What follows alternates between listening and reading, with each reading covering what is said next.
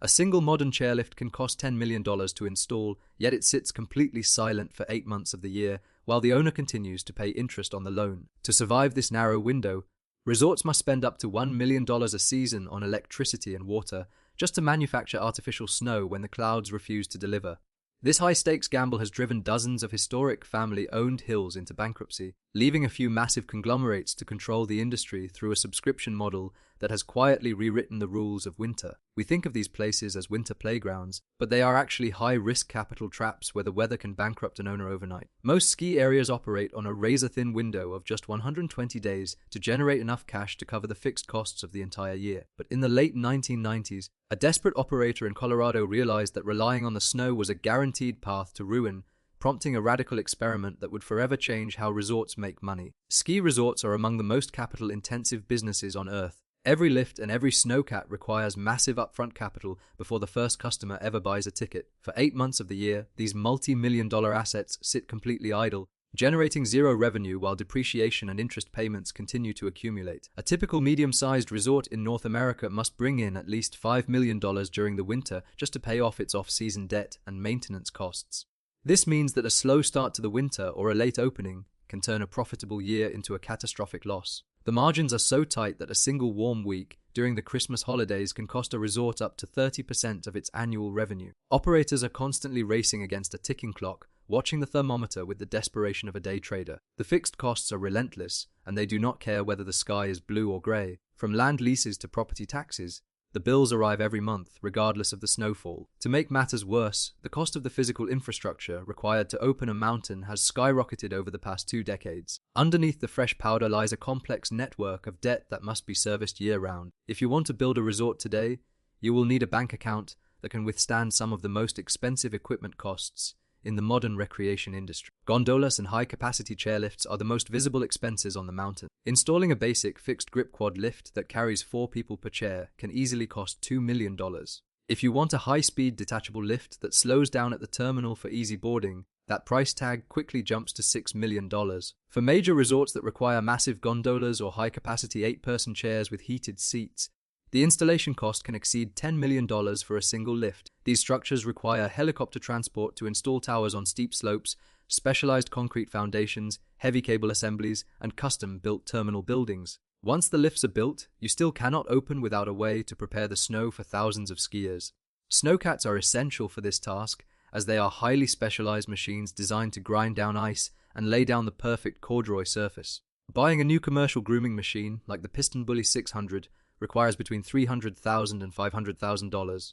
Mid-sized mountains need a fleet of at least 5 of these machines to groom the slopes every night, representing a $2 million investment that must be replaced every 5 to 7 years. These machines burn through diesel fuel at an alarming rate, and their tracks and tillers wear down quickly under the abrasive winter condition. But even the best groomers are useless if there is no snow on the ground. With winters becoming shorter and less predictable, natural snowfall is no longer a reliable business partner. Modern climate trends have turned snowmaking from a luxury into a multi-million-dollar survival requirement.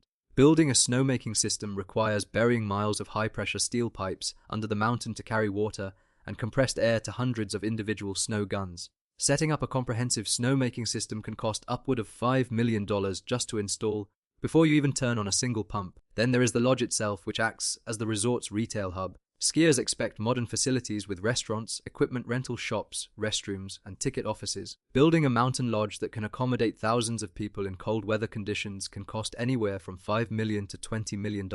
All of these physical assets are subject to extreme weather, meaning that they depreciate faster than typical commercial buildings or factory equipment. Yet, the physical assets are only the beginning of the financial burden. Before a resort can even begin to build these structures, they have to address a unique legal and financial obstacle regarding the land itself. Most major ski resorts in the western United States do not actually own the mountain they operate on. Instead, they lease the land from the federal government, specifically the United States Forest Service, under long-term permits. Federal land leasing is calculated through a complex system called the graduated rate fee system. Under this system, the government takes a percentage of the resort's adjusted gross revenue, ranging from 1.5% for smaller operations to 4% for the largest resorts that bring in over $50 million a year. Calculating this fee requires a metric called the slope transport feet percentage, which determines exactly how much of the resort's uphill lift capacity sits on public land compared to private land. Profitable years automatically trigger rent increases, creating a permanent royalty payment that can never be negotiated away. Large resorts often pay an annual permit fee that easily exceeds $2 million, sent directly to the federal treasury.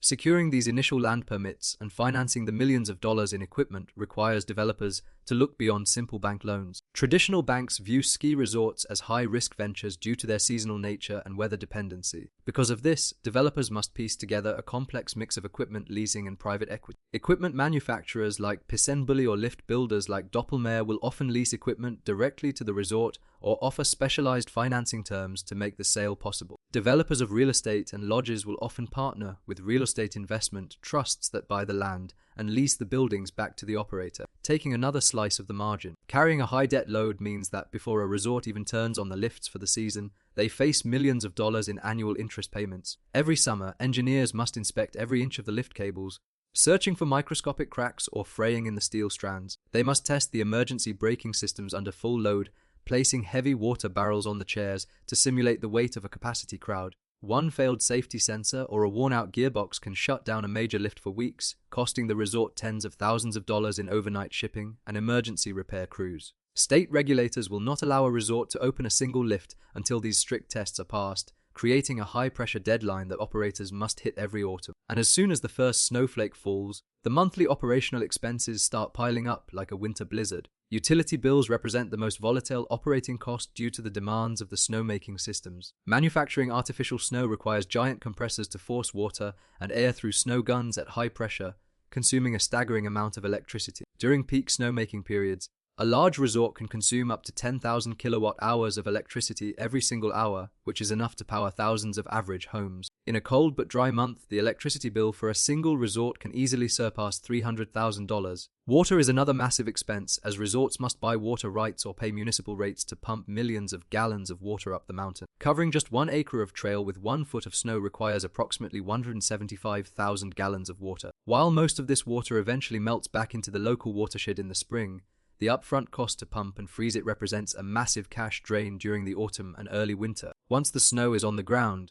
the resort must pay a specialized crew to manage the slopes. Nightly grooming crews work in shifts from sunset to sunrise, steering heavy snowcats up steep slopes to prepare the trails for the next morning. Slope operators are highly skilled and command premium wages, often earning $25 to $35 an hour, plus the cost of the diesel fuel that their machines consume.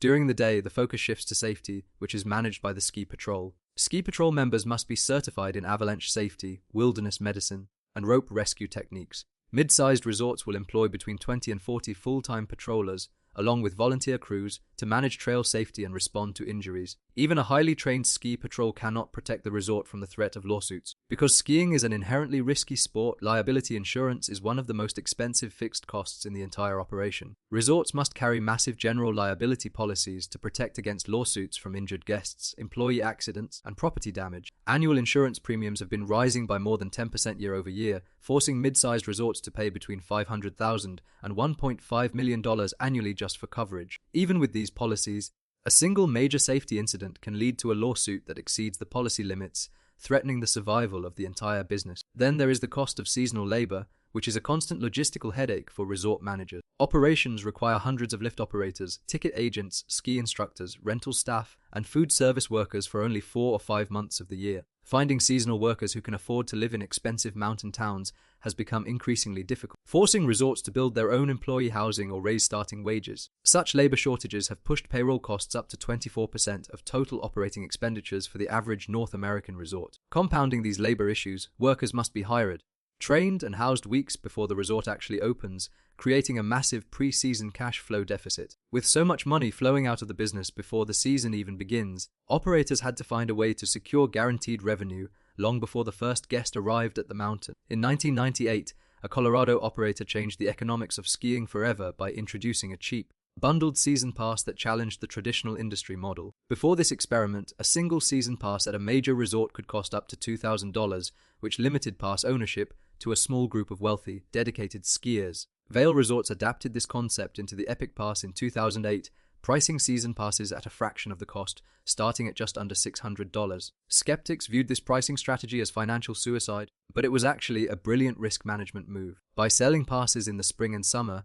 the resort collected hundreds of millions of dollars in cash before the winter even began. Shifting the weather risk directly onto the consumer ensured that the resort would cover its fixed overhead, even if the winter turned out to be completely warm and dry. Today, this subscription model dominates the industry, with Vail's Epic Pass and Altera's Icon Pass locking in millions of skiers every year. Subscription growth created a massive economic divide on the mountain. Skiers who do not buy a season pass months in advance are hit with dynamic pricing that has pushed single-day lift tickets to over $250 at top-tier resorts. Window ticket prices are not actually meant to attract buyers. They exist as a financial penalty, designed to force casual skiers to commit to a season pass ahead of time so the resort can capture their data and cash. Having purchased a pass, the skier is locked into that resort's ecosystem.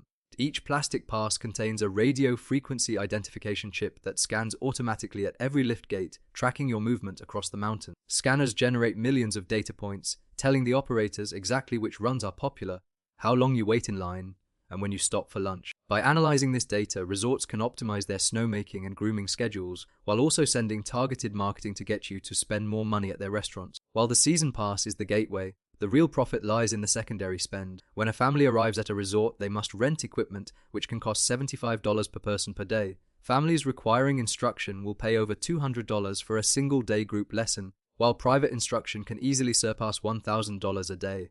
Ancillary services operate at much higher profit margins than the lift operations themselves. Rental shops, for instance, can pay off the cost of a new pair of skis in just 4 or 5 rentals, after which the revenue is almost pure profit. Food and beverage departments have become a legendary source of guest frustration. At 10,000 feet, a basic hamburger can cost $25, and a bottle of water can cost $6. Since guests are trapped on the mountain with no other dining options, resorts can mark up food and drinks by hundreds of %. Lodging properties owned directly by the resort provide another high-margin revenue stream, with hotel rooms during the Christmas holiday week regularly renting for over $1,000 a night. Yet, even with these inflated prices, the business remains incredibly fragile. Poor winter weather can still wipe out all of these gains, forcing modern resorts to look beyond the winter months entirely. Summer survival has forced resorts to transform themselves into year-round adventure parks. Warmer temperatures prompt resorts to retrofit the same chairlifts that carried skiers to carry mountain bikes. Carving and maintaining mountain bike trails has become a major summer expense, requiring crews to sculpt berms, clear rocks, and build wooden bridges across the dry slopes. Resorts charge up to $80 for a summer lift ticket,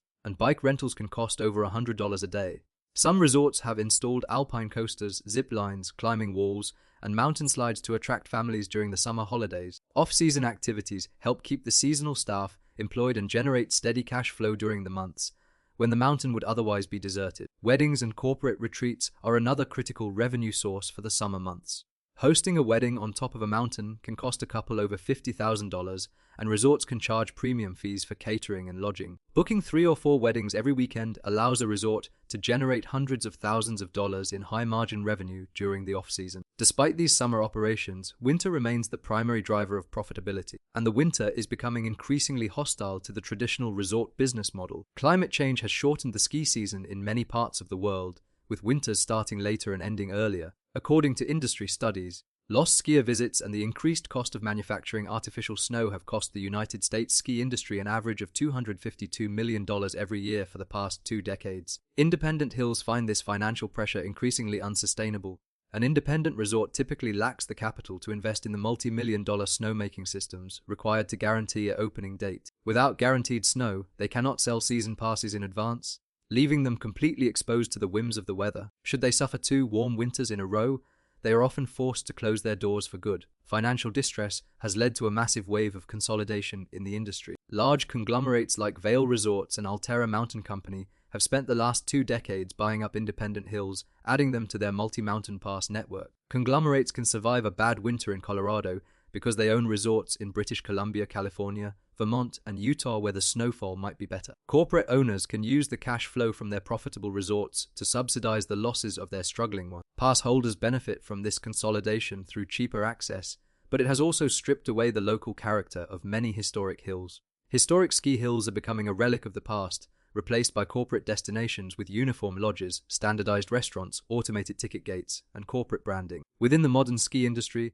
Resort ownership has evolved into a play on real estate and subscription sales. Unless you have the capital to build hundreds of condos and sell them to wealthy investors, the mountain operations alone will rarely generate a return that justifies the risk. Typically, modern resort owners operate as real estate developers, using the slopes as a scenic amenity to increase the value of surrounding condominiums. Without the real estate play, the economics of snow simply do not add up. So, the next time you board a high-speed chairlift on a crisp winter morning, remember that you are riding on a $10 million machine. It is a machine built on millions of dollars of debt, operating on land leased from the government while sitting silent for 8 months of the year. Debts must be paid long after the snow has melted, leaving the owner to wait for a winter that may never arrive.